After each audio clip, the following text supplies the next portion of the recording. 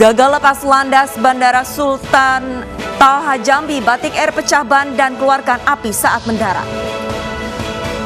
Satu orang tewas dalam kecelakaan antara mobil dan truk di Tol Purbalenyi, Purwakarta, Jawa Barat.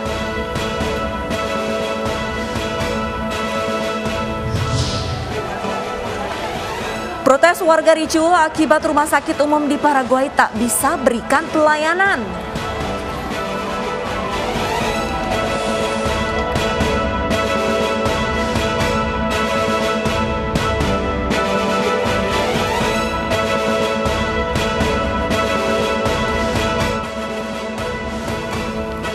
Halo, selamat pagi pemirsa. Kami hadir kembali dalam Ainis Pagi melengkapi informasi Anda pada pagi hari ini. Ya, selain 3 berita utama tadi, kami juga akan hadirkan informasi penting lainnya untuk Anda seperti perkembangan dualisme kepengurusan di Partai Demokrat. Bersama saya Salsabila Syairah. Dan saya Arlisa Hadi, inilah Ainis Pagi selengkapnya untuk Anda.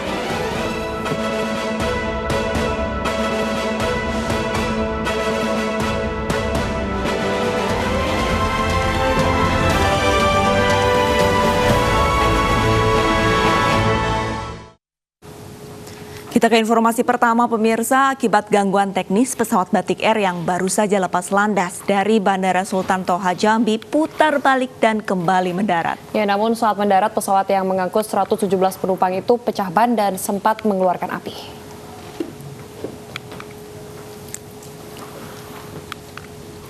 Inilah pesawat Batik Air nomor penerbangan 1D6803 saat berputar balik untuk mendarat di Bandara Sultan Toha Jambi.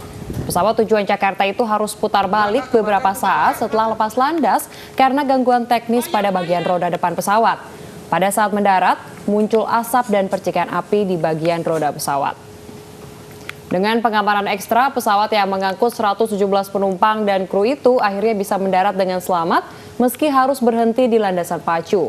Eksekutif General Manager Bandara Sultan Toha Jambi, Indra Gunawan mengatakan, setelah 15 menit mengudara, Kapten Pilot menghubungi ATC untuk meminta pendaratan darurat karena ada gangguan teknis. Belum bisa dapat menyampaikan karena nanti ada tim investigasi dari KNKT, kemungkinan besok akan mendarat atau mungkin akan menginvestigasi, dan kami juga secara ini tidak dapat menyampaikan terkait penyebabnya gitu. Pemirsa, dinding dan atap stasiun kereta api Pekalongan, Jawa Tengah ambruk. Seorang pegawai stasiun luka ringan.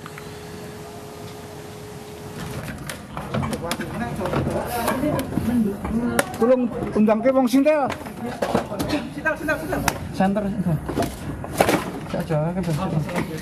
Sabtu siang, sebagian dinding dan atap stasiun kereta api Pekalongan, Jawa Tengah ambruk.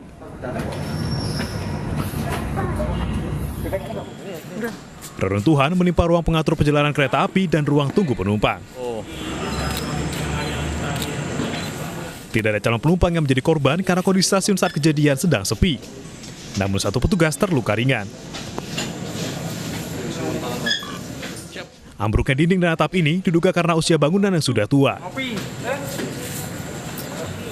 Dinding ruangan PPKI yang ambruk mencapai 20 meter, sementara atap kantor rusak berat. Sekitar jam 13.00 kita mendapat informasi bahwa ada gedung sedikit di stasiun kereta api ini yang jatuh dari atas, karena ini informasinya sudah bangunan tua, bangunan lama, sehingga ada jatuh spontan dari ketahui penyebabnya, namun tidak ada korban akibat kejadian ini. Meski bangunan ambruk, perjalanan kereta api Semarang, Pekalongan, Jakarta atau sebaliknya tidak terganggu. Dari Pekalongan, Jawa Tengah, Suryono Soekarno, iNews melaporkan. Kecelakaan lalu lintas kembali terjadi di ruas jalan tol Purbalenyi, Purwakarta, Jawa Barat. Dan satu orang tewas dalam kecelakaan antar mobil dan truk tersebut.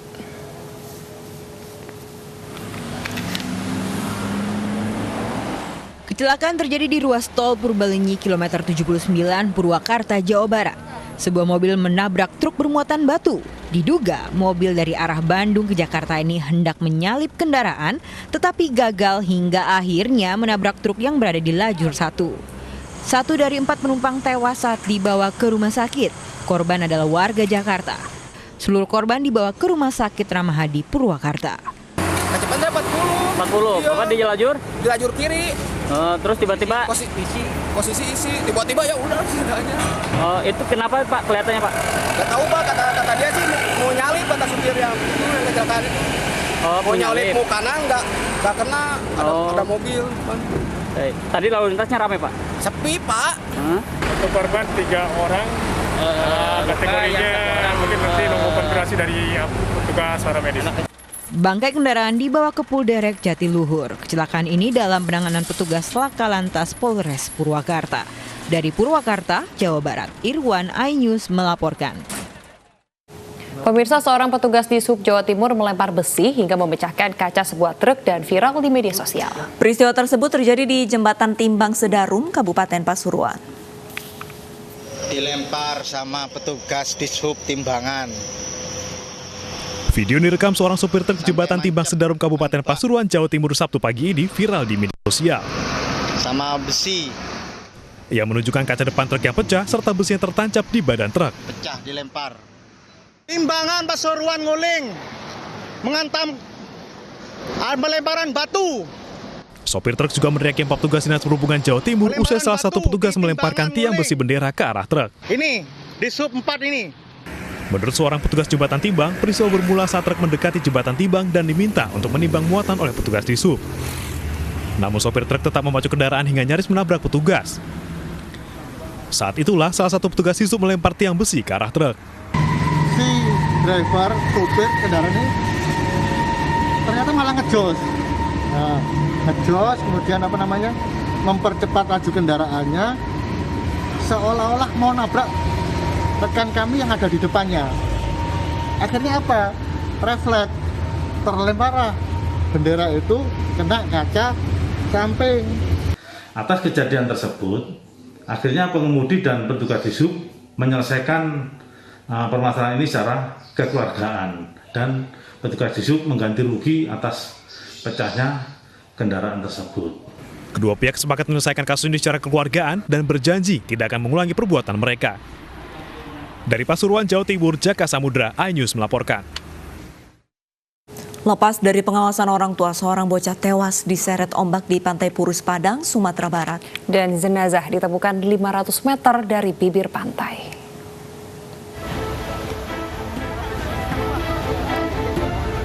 Setelah mencari selama 2 hari, tim SAR gabungan akhirnya menemukan jenazah Rizky, bocah 11 tahun yang terseret ombak di Pantai Purus, Kecamatan Padang Barat, Padang, Sumatera Barat. Korban ditemukan mengapung di tengah laut berjarak 500 meter dari bibir pantai. Petugas Basarnas dan Pol Air Polresta Padang mengevakuasi jenazah korban dengan perahu karet. Jenazah Rizky telah diserahkan ke pihak keluarga dan dimakamkan di pemakaman keluarga Teluk Bayur.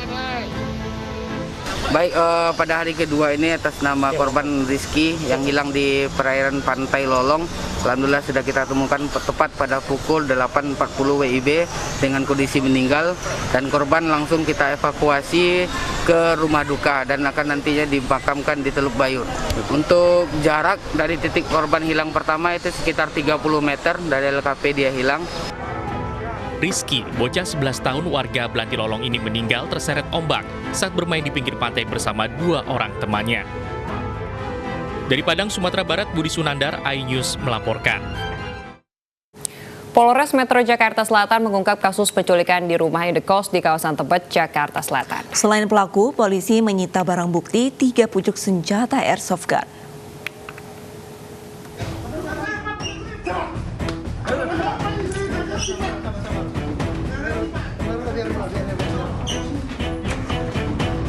Tim Satreskrim Polres Metro Jakarta Selatan memburu pelaku penculikan dan penyekapan. Korban bersama para pelaku ditemukan di wilayah Cikarang, Bekasi, Jawa Barat pada Sabtu sore. Peristiwa penculikan ini diketahui saat kakak korban mencari adik laki-lakinya di rumah kos di kawasan Tebet, Jakarta Selatan karena selama beberapa hari tidak bisa dihubungi. Mendapatkan informasi tersebut, polisi langsung melakukan penyelidikan dan pengejaran. Jadi ada seseorang pelapor bahwa pada tanggal 3 Februari Maret ya, 3 Maret itu mencoba mencari adiknya. Nelpon beberapa kali, tidak diangkat, tidak ada, kemudian didatangi di kos-kosannya. Di kos-kosannya ternyata tidak ada ya. Kemudian mendapatkan keterangan dari lingkungan sekitar, salah satunya dari security, bahwa adiknya yang dimaksud tersebut dibawa oleh beberapa orang ya. Dibawa oleh beberapa orang keluar dan sudah beberapa hari ini tidak kembali gitu. Setelah menangkap pelaku, petugas juga menyita sejumlah barang bukti berupa 3 pucuk senjata airsoft gun. Dari Jakarta, Helmi Sajengbati, iNews melaporkan. Pelaku pembunuhan keluarga guru ngaji di Banda Aceh ternyata masih memiliki hubungan kekerabatan. Dan kini polisi mendalami motif pelaku melakukan aksi kejinya ini.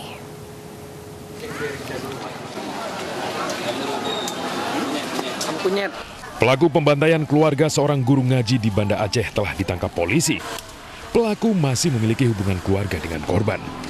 Polisi masih mendalami motif pembunuhan dengan memeriksa pelaku secara intensif. Ramlah, guru ngaji yang menjadi korban pembacokan dikenal baik oleh masyarakat Desa Lamjabat, Kota Banda Aceh, Aceh. Rumah duka korban dipenuhi para pelayat yang ingin mengantarkan almarhumah ke peristirahatan terakhir. Korban dimakamkan di Desa Kunyet, Kecamatan Darul Imarah, Kabupaten Aceh Besar. Sementara kerabat korban meminta kepada polisi menghukum berat pelaku. Satu keluarga guru ngaji dibantai pada Jumat pagi sekitar pukul 10. Ramlah tewas setelah terkena tusukan pisau berulang kali di rumahnya. Korban mengalami pendarahan hebat dan meninggal dunia dalam perjalanan ke rumah sakit. Di rumah tersangka menikam almarhumah, anak almarhumah yang masih berusia 14 tahun dan sepupunya yang masih berusia 12 tahun. Suami korban juga dilarikan ke rumah sakit untuk perawatan intensif karena terluka parah.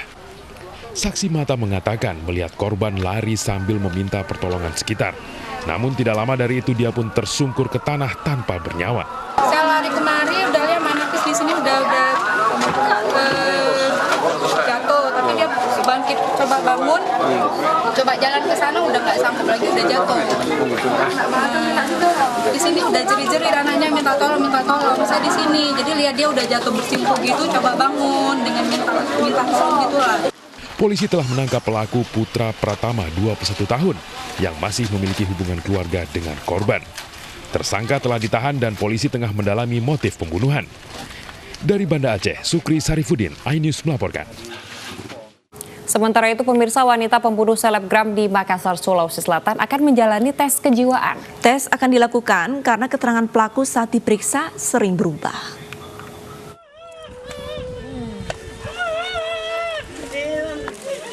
Jenazah Ari Pratama, selebgram di Makassar yang dibunuh kekasihnya, Sabtu siang dimakamkan di Kampung Leang-Leang, Maros, Sulawesi Selatan. Tangis haru kerabat dan keluarga pecah saat jenazah dimasukkan ke liang kubur.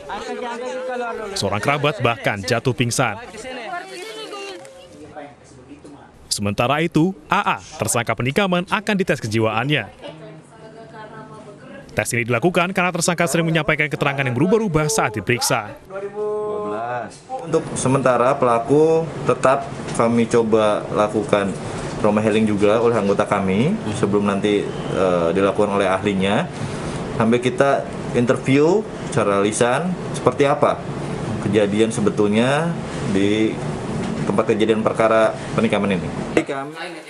Sebelumnya pada Jumat dini hari, selebgram di Makassar Ari Pratama menjadi korban pembunuhan kekasihnya sendiri lantaran kecewa setelah janji untuk menikahi pelaku tak kunjung dipenuhi. Kamera pengawas di sebuah penginapan merekam korban saat berlari keluar kamar dengan memegang bagian perut yang terluka. Tak lama kemudian, pelaku yang juga merupakan mahasiswi di sebuah universitas di Makassar ini mengejar pelaku dengan pisau terselip di bagian belakangnya. Tim Liputan iNews melaporkan. Pemirsa, karena tidak menjaga meja biliar, seorang ayah di Payakumbuh, Sumatera Barat tega menganiaya 2 anaknya yang masih di bawah umur. Ya, penganiayaan terungkap saat istrinya melaporkan ke polisi.